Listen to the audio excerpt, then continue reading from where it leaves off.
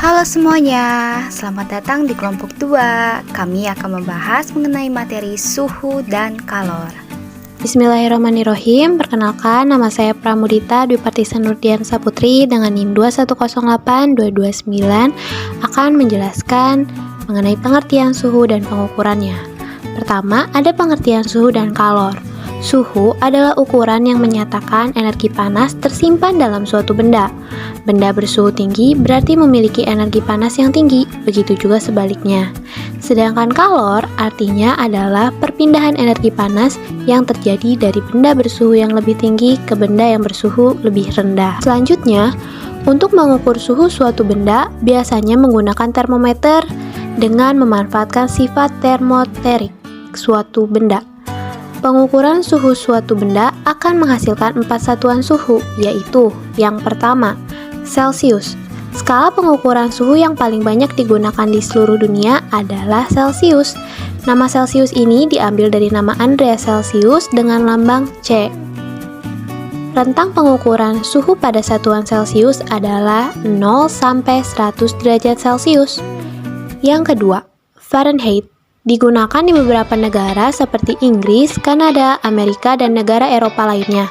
Rentang pengukuran suhu pada Fahrenheit antara 32 hingga 212 derajat Fahrenheit, dengan skalanya sebesar 180. Yang ketiga, ada Reaumur. Memiliki rentang yang lebih pendek, titik beku air pada pengukuran suhu Reaumur adalah 0 derajat Reaumur, dan titik didih air pada suhu 80 derajat Reaumur.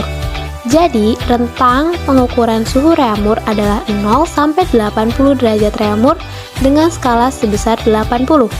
Yang terakhir adalah Kelvin, satuan resmi dari hasil pengukuran suhu pada satuan internasional. Kelvin ini menjadi standar acuan dari pengukuran suhu yang lainnya dikarenakan ketiga hasil pengukuran suhu lainnya memiliki nilai negatif, sedangkan Kelvin tidak. Rentang pengukuran suhu pada Kelvin adalah 0 sampai 273. Ada beberapa alat ukur suhu yang biasanya digunakan dalam sehari-hari.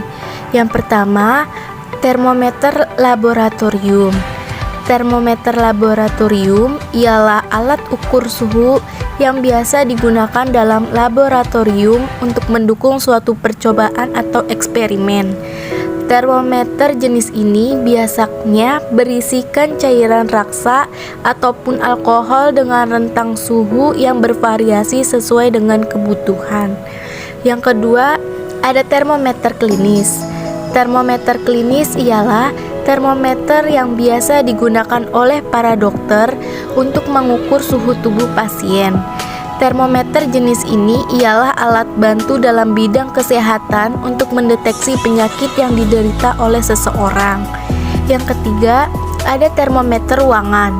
Termometer ruangan ialah alat ukur yang mengukur suhu suatu ruangan. Termometer jenis ini digunakan untuk di daerah dengan 4 musim untuk mengatur pengaturan suhu ruangan. Lalu ada termometer digital. Termometer digital tidak menggunakan raksa ataupun alkohol dalam pengukurannya. Termometer digital menggunakan sifat pemuaian pada logam, menghasilkan pengukuran suhu yang tepat dan cepat. Lalu ada termometer inframerah. Termometer jenis ini biasanya digunakan untuk mengukur suhu pada dahi semasa pandemi. Dilansir dari Healthline, sensor inframerah pada termometer mengukur suhu arteri tubuh tanpa adanya kontak langsung. Lalu yang terakhir ada termokopel. Termokopel ialah alat ukur suhu berupa sensor termoelektrik yang biasa mengukur suhu. Ketika dikonfigurasi dengan benar, termokopel dapat melakukan pengukuran suhu pada rentang yang luas. Baik, saat ini kita akan membahas mengenai pemuaian zat. Pemuaian zat adalah peristiwa perubahan geometri dari suatu benda karena pengaruh panas dalam kurung kalor. Perubahan geometri ini bisa meliputi bertambahnya panjang, lebar, maupun volume. Pemuaian biasanya diiringi dengan kenaikan suhu zat. Jenis-jenis pemuaian. Yang Pertama, ada pemuaian zat padat. Peristiwa bertambah panjang, lebar, atau volume suatu benda padat karena pengaruh panas disebut dengan pemuaian zat padat. Contoh pemuaian zat padat seperti pemuaian pada rel kereta. Pemuaian rel kereta padat panjang adalah pertambahan panjang benda akibat pengaruh suhu dalam kurung satu dimensi. Alat yang digunakan untuk menyelidiki pemuaian panjang berbagai jenis zat padat adalah Muschenbroek. Pemuaian panjang suatu benda dipengaruhi oleh panjang mula-mula benda, besar kenaikan suhu, dan tergantung dari jenis benda. B. Pemuaian luas. Contoh pemuaian luas yang bisa sobat amati adalah pada pemanasan lempeng tipis logam.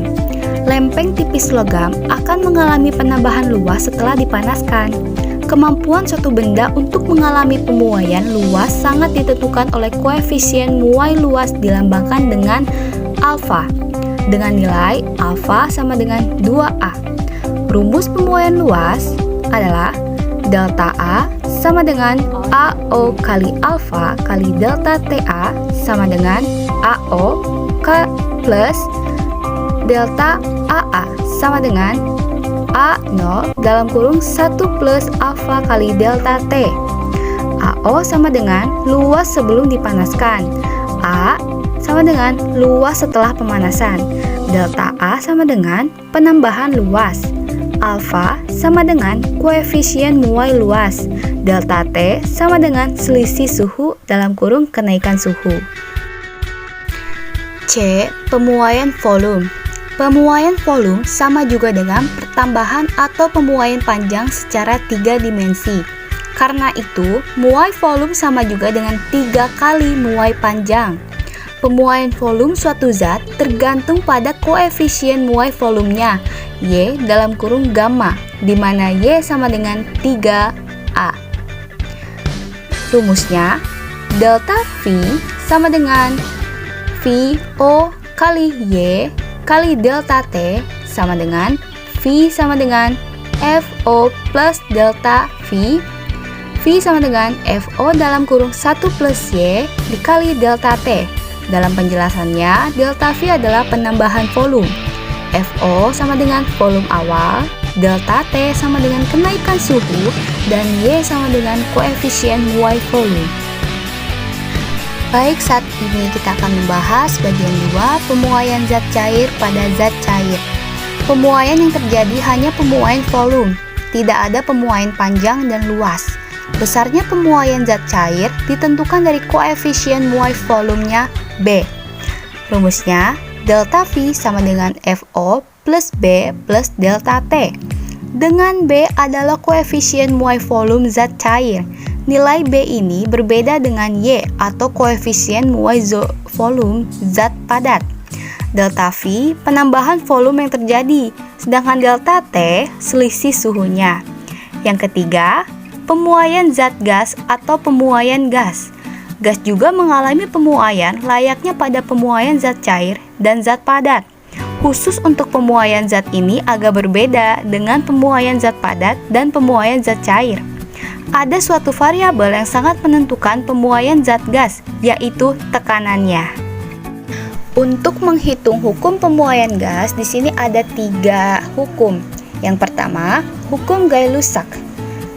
Rumusnya PV sama dengan nRT, yang dimana P sama dengan tekanan dalam kurung ATM, terus V sama dengan volume, N sama dengan mol zat, R sama dengan 0,0082, T sama dengan suhu dalam kurung 0K, X 0C sama dengan dalam kurung X plus 273 dalam kurung 0K. Hukum ini menyatakan bahwa pada tekanan tetap volume gas sebanding dengan suhu gas mutlak tersebut sehingga menghasilkan V per T sama dengan NR per T sama dengan tetap. Yang kedua, ada hukum Boyle-Gay-Lussac. Sesuai namanya, hukum ini merupakan perpaduan antara hukum Boyle dan hukum Lussac. Hukum ini menyatakan bahwa dalam pemuaian zat gas, perkalian volume dengan tekanan dibagi suhu selalu tetap. Dan yang terakhir ada hukum Boyle. Hukum Boyle menyatakan bahwa pada batas-batas tertentu, suhu rendah yang berlaku bahwa hasil perkalian antara tekanan dan volume selalu tetap. Secara matematis, rumusnya menjadi PV sama dengan nRT sama dengan tetap.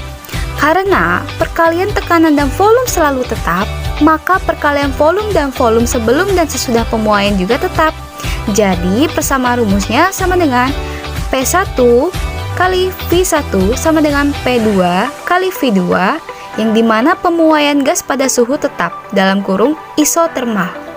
Macam-macam kalor. 1. Konduksi. Konduksi merupakan perpindahan panas melalui zat padat tanpa disertai perpindahan partikel-partikelnya. Contohnya, benda yang terbuat dari logam akan terasa panas jika ujungnya dipanaskan. Yang kedua, konveksi.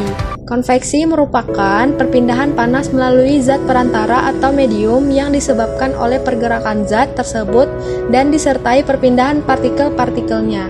Konveksi dapat terjadi pada zat cair dan gas. Contohnya, gerakan naik turun air ketika dipanaskan. Nomor 3, radiasi. Radiasi merupakan perpindahan panas yang tidak membutuhkan zat perantara atau medium. Contohnya, pakaian akan kering ketika dijemur di bawah terik matahari. Selanjutnya, berikut gambaran dari macam-macam kalor. Pada pegangan panci yang terbuat dari logam, jika tidak dilapisi dengan bahan plastik, akan menyebabkan pegangan tersebut panas sehingga orang yang memegang ganggang panci tersebut akan merasakan panas.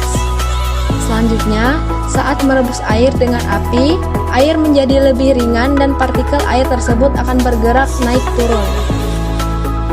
Selanjutnya, ketika kita berada di dekat api, tubuh kita juga akan terasa panas tanpa melalui zat perantara. Hal ini disebabkan oleh adanya radiasi dari api tersebut. Baik, terima kasih telah menyimak materi ini dengan baik. Semoga ilmu yang didapatkan dapat bermanfaat dan juga berkah. Mohon maaf apabila ada kesalahan kata, baik disengaja maupun tidak disengaja, ataupun penyusunan materi ini. Terima kasih semuanya, sampai jumpa di pertemuan berikutnya. Dadah!